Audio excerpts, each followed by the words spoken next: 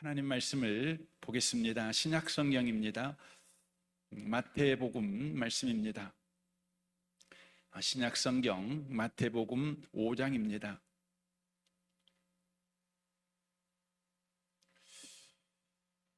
마태복음 5장 4절 말씀입니다.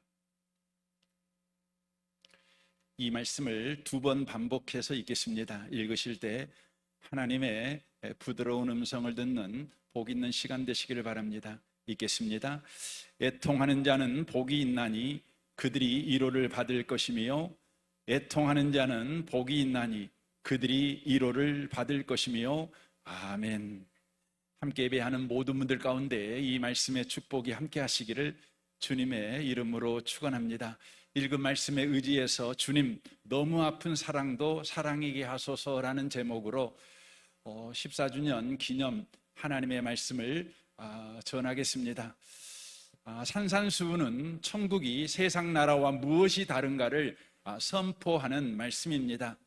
오늘 말씀은 특별히 사람에 대한 세상의 가치와 천국의 가치가 무엇이 다른가를 말씀하고 있는 내용입니다.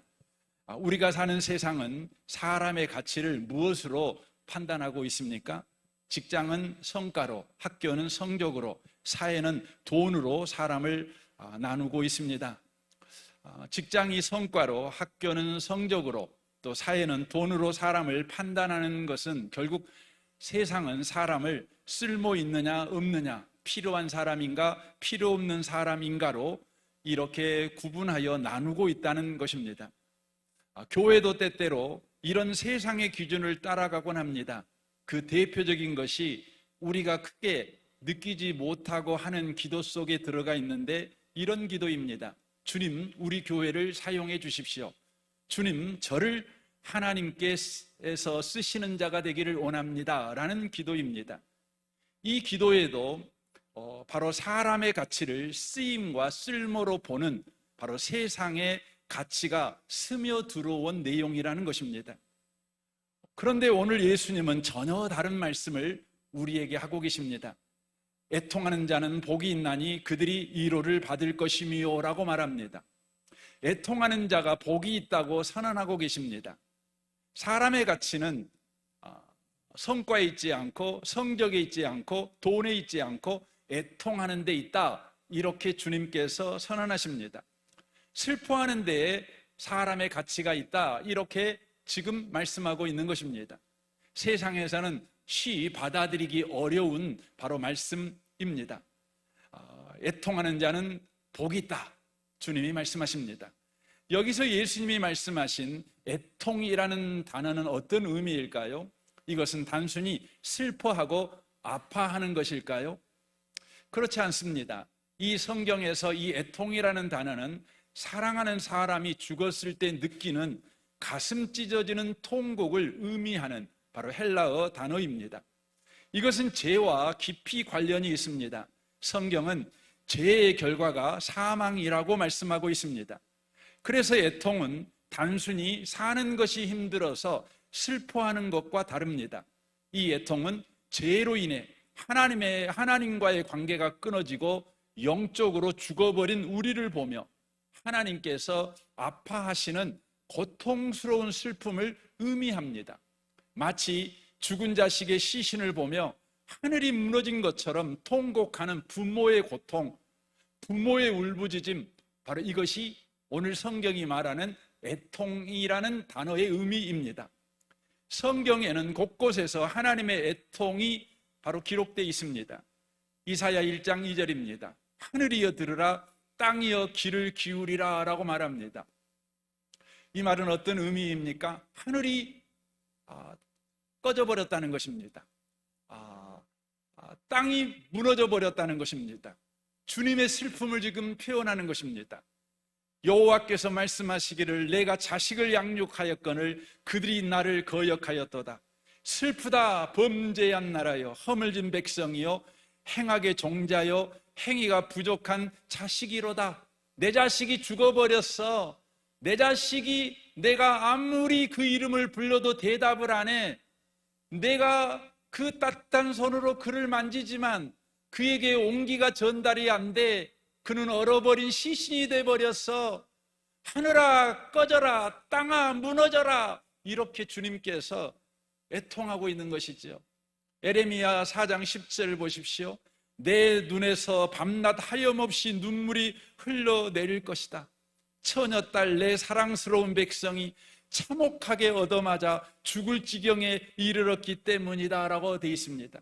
죄 때문에 죽음의 자리에 있는 자녀, 죄 때문에 마귀에게 머리부터 발끝까지 얻어터지고 저주로 얻어터져 죽음의 자리에 있는 바로 자녀를 볼 때에 하염없이 눈물을 흘리는 주님, 그 주님의 마음이 오늘 성경에 기록되어 있는 애통이라는 단어입니다.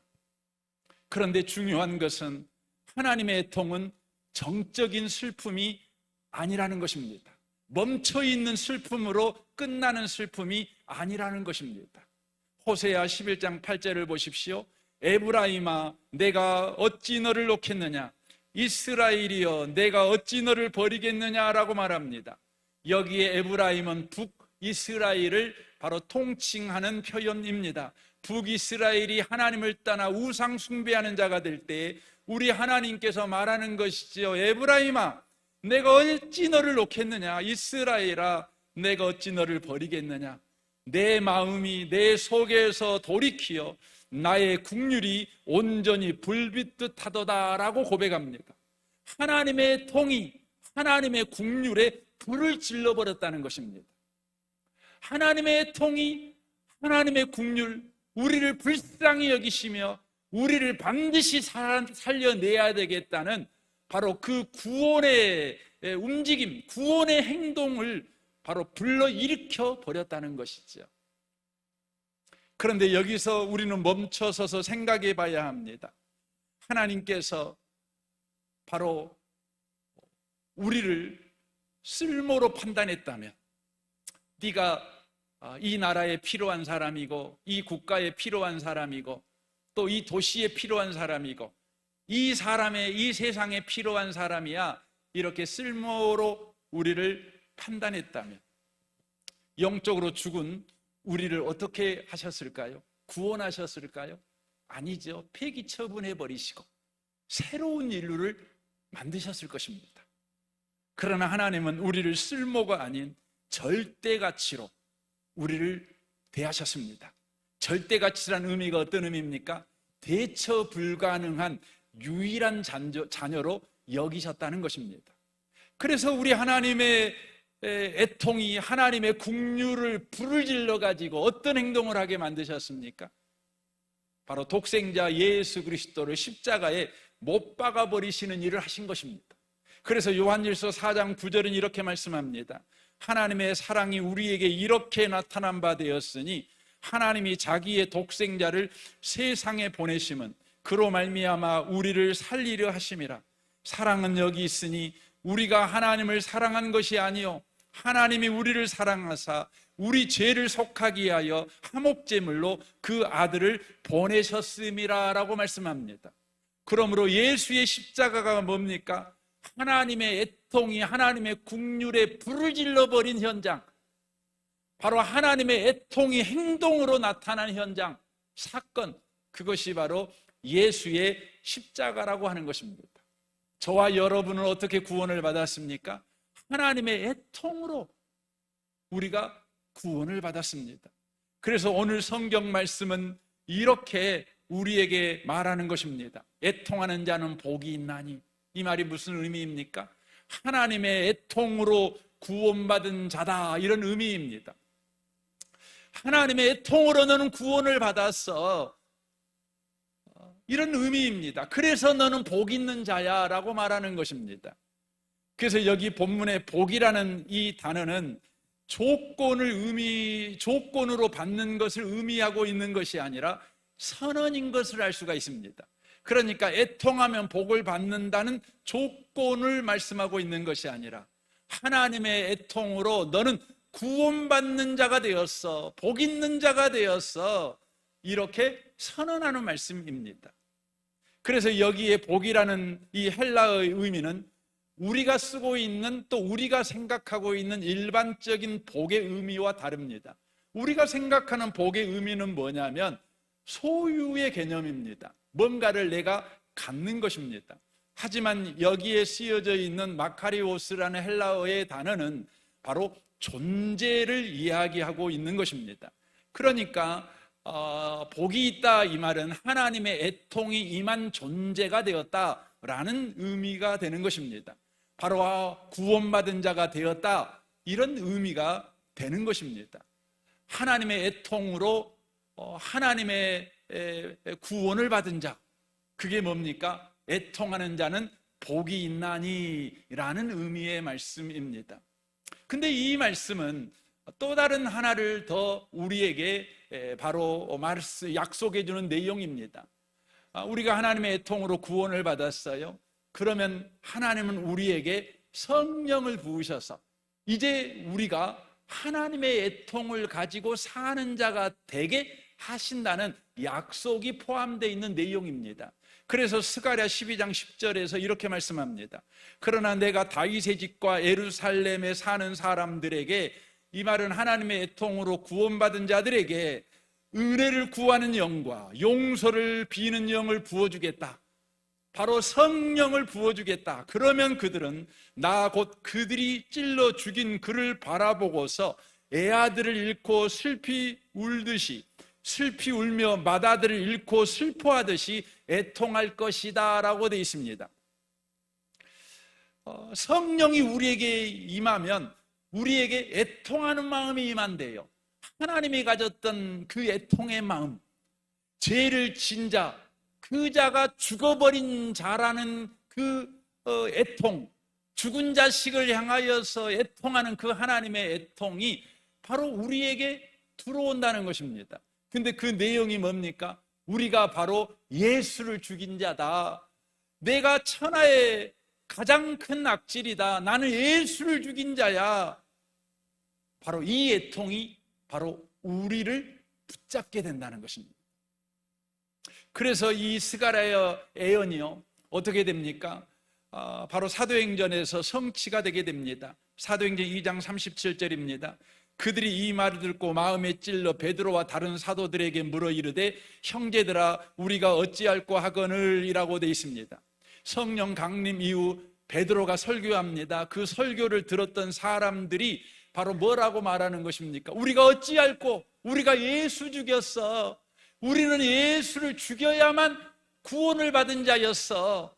우리는 죄와 허물로 죽어버린 자였는데 그 죽음에서 하나님이 나를 건져내기 위해서 예수를 십자가에 죽였어.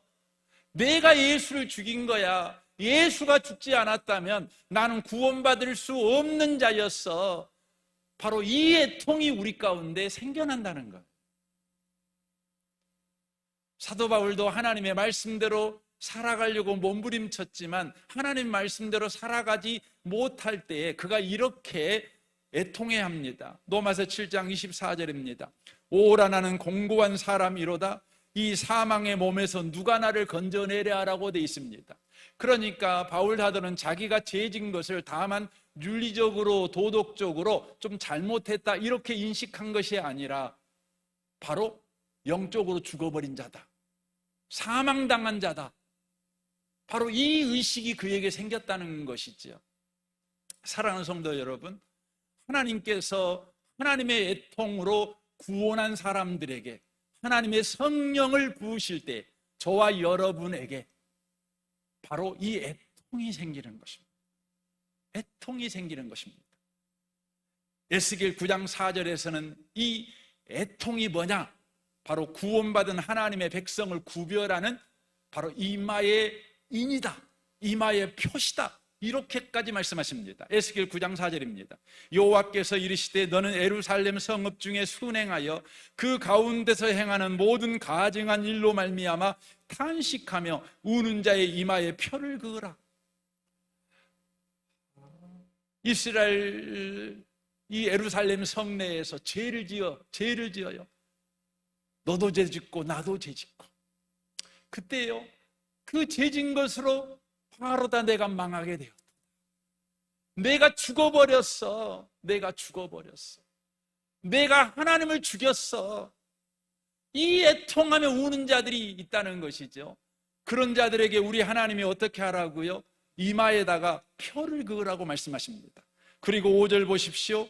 그들에 대하여 내 귀에 이르되 너희는 그를 따라 성읍 중에 다니며 불쌍히 여기지 말며 긍휼을 베풀지 말고 쳐서 늙은 자와 젊은 자와 처녀와 어린아이와 여자를 다 죽이되 이마에 표 있는 자에게는 가까이 하지 말라. 내 성소에서 시작할지니라 라고 말씀합니다. 하나님이 최후 심판을 하실 때에 이마에 표를 가진 자, 주님, 제가 죄를 지은 것은 하나님 앞에 내가 죽은 자가 된 것이고 하나님을 죽여버린 악질의 죄를 저지른 것입니다. 하루다 내가 망하게 되었습니다. 주님, 나 어떻게 해요? 라고 우는 자들, 그 자들은 나의 백성이니 그는 영원한 천국에 드리고, 그렇지 않은 자들은 다 죽여라, 다 지옥 보내라, 이렇게 지금 말씀하고 있는 것입니다. 여러분은 어떠십니까? 여러분은 여러분이 죄를 지을 때 내가 좀 잘못했어, 후회 좀 하면 되지, 다음에 잘하면 되지, 이런 생각이 죄에 대한 여러분의 의식입니까? 아니면 여러분이 죄를 지을 때마다 하루다 내가 망하게 되었다, 내가 예수를 십자가에 죽였어, 내가 하나님을 죽인 자야, 천하의 악질이야, 나는 하나님의 은혜만으로만 구원받아, 이 의식을 여러분이 가지고 살아가십니까? 저는 여러분을 축복합니다. 여러분에게 이 의식이, 이 애통의 마음이 바로 부어지시기를 주님의 이름으로 축원합니다. 이 애통의 마음을 가진 자들은 어떻게 살아갈까요? 자기 자신이 하나님의 은혜 아니면 살 수 없다, 예수가 십자가에 죽는 일이 없다면 나는 구원받을 수 없어, 바로 이 의식을 가지고 사는 사람들은 다른 사람을 볼 때에도 애통하는 마음을 가지며 산다는 것입니다. 단순히 사람들이 가난하게 살기 때문에, 실패해서 어려움에 빠졌기 때문에, 혹은 병에 들어서 고통받고 있기 때문에 그것이 안타까워서 슬퍼하는 바로 애통을 의미하는 것이 아닙니다. 자식이 어려움을 당하거나 가난하거나 몸이 아프면 여러분, 부모의 마음이 너무너무 아프지요. 그러나 자식이 죽어버렸다면 여러분, 그 어떤 슬픔과 비교가 되겠습니까? 비교할 수 없지요. 억장이 무너지지요. 내 자식이 아파도 살아있었으면 좋겠다, 내 자식이 좋은 대학 못 가도 제발 살아만 있어다오. 자식이 아픈 것이 큰 고통이 아니었던 걸 알게 됩니다. 자식이 좀 실패한 것이 그렇게 힘든 일이 아니었다는 걸 알게 됩니다. 자식이 죽어버렸는데. 이와 같이 성도가 느끼는 고통은요, 죄 가운데 사는 사람들이 영적으로 죽어버렸다, 그리고 저들은 반드시 지옥 갈 수밖에 없다, 이것을 느꼈을 때 느끼는 고통을 의미하는 것입니다. 사도 바울은 이 같은 고통을 느낍니다. 로마서 9장 1절입니다. 그리스도 예수 안에 있는 내가 진실을 말하고 거짓말을 하지 않는 것을 성령님 안에서 내 양심이 증거하고 있습니다. 나에게는 큰 슬픔과 그치지 않는 마음의 고통이 있습니다 라고 말합니다. 바울 사도가 지금 고통을 느끼고 있는데, 이 고통은 단순히 이스라엘 민족이 지금 고난을 당하고 있는 것 때문에 느끼는 고통이 아니었습니다. 그들이 죄와 불신앙 가운데 영원한 멸망에 이르게 된다는 것을 보고 느끼는 고통이었습니다. 그래서 바울은 3절에서 내가 저주를 받아도 그들이 제발 천국 갔으면 좋겠다, 구원받았으면 좋겠다라는 절절한 마음을 고백합니다. 여러분은 다른 사람을 볼 때 어떤 마음이 드십니까? 바리새인들은 율법의 기준을 가지고 사람들을 보았습니다. 그래서 그들은 늘 쓸모 있는 사람, 쓸모없는 사람, 살아도 되는 사람, 죽어야 마땅한 사람, 이렇게 사람을 봅니다. 죄인과 세리들이 자기 눈앞에 있을 때 그들은요 길을 피하여 딴 길로 가버립니다. 그런 사람이 식당에 있으면 식당에 들어가던 길을 돌려가지고 다른 식당으로 가버립니다. 그들과 밥조차도 먹지 않습니다. 그들은 쓰레기들이라고 생각하기 때문에 그렇습니다. 바리새인들은 가늠한 여자를 돌려쳐 죽여야 된다고 생각을 했습니다.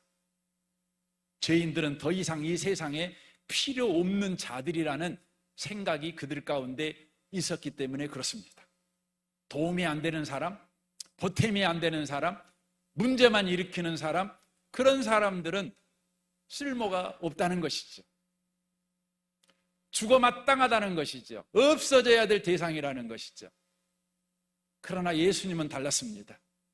예수님은 모든 사람을 볼 때, 그가 병자를 보거나 장애인을 보거나 누구를 보든지 그는 이렇게 봤습니다. 다시 살아가야 될 존재로 봤습니다. 다시 살아서 살아가야 될 존재로 그렇게 보셨습니다. 그래서 세리 삭개오를 만났을 때 예수님은 그를 아브라함의 자손이라고 불렀습니다. 이것은 삭개오야, 너는 하나님의 사랑을 받은 자로 다시 살아가야 될 존재야, 그렇게 대접해 주었다는 것입니다. 가늠하다가 현장에서 잡힌 여자에게도 마찬가지입니다. 사람들은 돌로 쳐서 없애버려야 된다고 했지만 예수님은 죄 없는 자가 먼저 돌로 치라 하시면서 그 여인에게 다시는 죄를 짓지 말라고 하셨습니다. 무슨 말입니까? 여자여, 너는 다시 거룩하게 살아가야 될 사람이야. 너는 다시 거룩하게 살 수 있는 사람이야. 이렇게 대접해 줬다는 것입니다. 사도행전 7장을 보면 성령 충만했던 스데반이 또 그렇게 했습니다. 스데반은 돌로 맞아 죽어가는 마지막 순간에도 이렇게 기도합니다. 주여, 이 죄를 그들에게 돌리지 마옵소서. 그는 자신이 돌에 맞아 죽어가는 육체의 고통보다 자기를 돌로 때려 죽이는 박해자들이 영원한 지옥불로 향하는 것을 더 가슴 아파했습니다. 그래서 그는 하나님을 향해 말했습니다. 하나님, 저들이 지옥불로 가는 그 앞을 막아주시고 다시 그들이 되돌아가 천국 백성으로 다시 살아가도록 저들을 구원해 주십시오. 다시 천국 백성으로 살아갈 수 있도록 구원해 주십시오. 오늘 성경은 말합니다. 애통하는 자는 복이 있나니 저희가 위로를 받을 것이요. 이렇게 애통하는 인생을 살아가는 자, 사람을 볼 때 애통해요. 자기 자신을 볼 때도 애통해요. 다른 사람을 볼 때도 애통해요. 그런 사람은 위로를 받는다라고 말씀합니다. 위로라는 단어는 단순히 눈물을 닦아준다, 이 정도가 아닙니다. 이 위로라는 이 헬라어 단어는 곁에 부르다, 격려하다, 새 힘을 주다라는 의미를 가지고 있는데, 이 단어에서 뭐가 나오냐면 성령의 이름인 보혜사가 나옵니다. 그러니까 애통하는 자가 받는 위로가 뭐냐? 성령께서 보증하는 위로를 받게 된다는 의미입니다. 성령께서 함께 하셔서 베푸시는 은혜, 바로 그 위로를 바로 받게 된다라는 의미의 말씀입니다. 그렇다면 성령께서 보증하시는 위로가 무엇일까요? 저는 고린도전서를 이렇게 읽으면서 늘 이런 질문이 늘 생겼습니다. 왜 부활장이 있을까? 왜 고린도전서 15장에 부활장이 있을까? 늘 이게 고민되었습니다. 왜냐하면 고린도전서 12장은 성령께서 우리에게 각양 은사를 주신다, 이렇게 말씀하죠. 그리고 13장에서는 바로 성령께서 베푸시는 더 큰 은사, 사랑을 구해라. 사랑하는 자가 되어라. 사랑을 이야기합니다. 그리고 14장에서는 바로 성령으로 쫓아 이 사랑을 추구하는 삶을 살아가라, 이렇게 되어 있습니다. 근데 갑자기 15장에서 부활장이 딱 등장합니다. 그러면 굉장히 의아하잖아요. 의아하잖아요. 저는 오늘 이 말씀을 준비하면서 그 의문이 풀렸습니다. 사도행전 13장은 우리가 아는 사랑장이지요. 거기에 보면 사랑이 어떻게 되어져 있냐면, 사랑은 오래 참고로 시작해서 모든 것을 견디느냐로 마무리됩니다. 이는 사랑이라는 것은 고통이다. 고통이다. 바로 애통이다. 이걸 말해주는 것입니다. 그리고는 고린도서 14장에서 우리에게 이 사랑을 추구하라고 강력하게 요구합니다. 꽃밭 사랑을 추구하는 것이 아니죠. 애통하는 사랑을 추구해라. 고통받는 사랑을 추구해라. 이렇게 우리에게 성경이 말씀하고 있습니다. 우리는 사랑 그러면 다 좋잖아요. 사랑 싫어하는 사람 어디가 있습니까? 저는 드라마를 되게 좋아하고 영화를 좋아하는데, 가장 좋아하는 드라마나 영화는 그 사랑 이야기를 좋아합니다. 그냥 사랑 이야기 그냥 좋아합니다. 저와 여러분도 사랑을 다 좋아하죠. 그러나 사랑을 실제 해보시는 분들은 사랑의 현실이 만만치 않다는 걸 누구나 다 압니다. 사랑이요, 고통스럽게 만듭니다. 우리를. 사랑이 우리를 정말 눈물 나게 만드는 거죠. 사랑하면 사랑이 풍성하게 되돌아오면 좋겠지만, 실제로는 이별과 배신과 상처, 그리고 눈물, 고통이 오는 것이 사랑입니다. 그래서 양희은 씨의 노래 가운데 사랑, 그 쓸쓸함에 대하여라는 노래 가사를 보면 이런 문구가 나옵니다. 사람을 사랑하게 되는 일, 참 쓸쓸한 일인 것 같다. 그런 표현이 나옵니다. 그 김광석 씨의 노래가 있죠. 너무 아픈 사랑은 사랑이 아니었음을 이라는 그 노래가 있죠. 아마 여러분들도 좋아하고 저도 이 노래를 잘 들었습니다. 좋아도 했습니다. 근데 이 노래가 누군이라는 그 시인이 쓴 시를 차용해서 만든 그 노래입니다. 이 누군이라는 시인이요, 젊은 날에 누군가를 정말 사랑했던 것 같습니다. 너무나 사랑했던 것 같습니다. 근데 그 사랑이 못다한 사랑으로 끝났습니다. 그리하여 그 사람에게 너무나 큰 고통을 안겨줬습니다. 그 경험이 그 시를 쓰게 했는데, 그 시의 내용은, 결론적인 내용은 이것이죠. 다음 세상에서는 사랑하지 않는 자로 태어나고 싶다. 다음 세상에서는 사랑하지 않는 자로 태어나고 싶다. 이게 그 내용입니다. 그래서 노래 가사에도 이렇게 나옵니다. 이제 우리 다시는 사랑으로 세상에 오지 말기. 너무 아픈 사랑은 사랑이 아니었음을. 사랑하는 일이 얼마나 아팠으면 다음 생애에는 사랑하지 않는 자로 태어나고 싶다고 했을까? 아마 이곳에 계신 분들 가운데 정말 뜨겁게 사랑해 본 경험이 있는 분들은 이 말이 공감이 될 겁니다. 어슬렁어슬렁 사랑하시는 분, 띄엄띄엄 사랑하시는 분들은 아마 이 말이 별로 공감이 안 가시겠죠. 사랑은 과연 인간에게 고통을 줍니다. 만약 사랑이 없다면 인간들이 이렇게 고통스럽지는 않았을지 않을까, 이런 생각이 들어갑니다. 바로 이 지점에서 고린도전서 15장 부활장이 등장하는 것입니다. 사랑은 정말 그저 쓸쓸하고 고통스러운 일일 뿐인가? 누군가를 위해 흘린 아픈 눈물, 못다한 사랑은 그저 아픈 사랑으로 끝나고 말 것인가? 그렇지 않다는 것입니다. 부활이 있다는 것입니다. 우리의 아픈 사랑이 결코 헛되지 않다는 것입니다.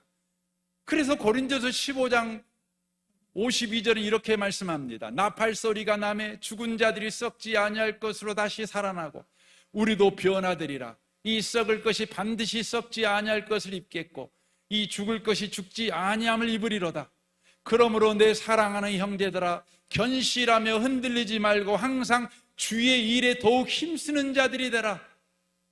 애통하는 사랑을 하는 자가 되어라. 고통을 받더라도 사랑을 멈추는 일을 하지 말고 더욱 힘쓰는 자들이 되라. 이는 너희 수고가 주 안에서 헛되지 않은 줄 알미라 라고 말씀하고 있는 것입니다.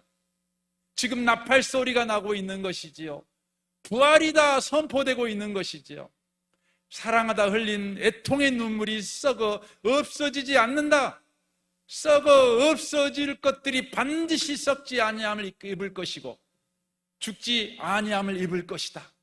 이렇게 지금 선언하고 있는 것입니다. 한 알의 미라처럼 죽었지만 100배, 60배, 30배의 영광으로 다시 부활한다. 애통이 1호로 바뀐다. 바로 이것이 성령이 보증하는 1호라는 것입니다. 예수 그리스도의 십자가의 그 고통스러운 사랑이 죽음으로 썩어 없어지지 않고 부활로 어떤 죽음도 현재일도 장래일도 끊을 수 없는 하나님의 사랑의 실체가 되었듯이 사랑하며 흘린 우리의 눈물과 상처와 고통이 영원한 생명과 위로로 결실을 맺을 것이라는 것을 지금 말씀하고 있는 것입니다. 그러므로 너무 아픈 사랑도 사랑인 것입니다. 그래서 우리는 이렇게 기도해야 되지요.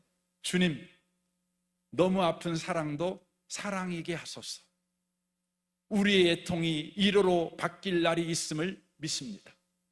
그러므로 오늘도 사랑하며 애통하게 하소서.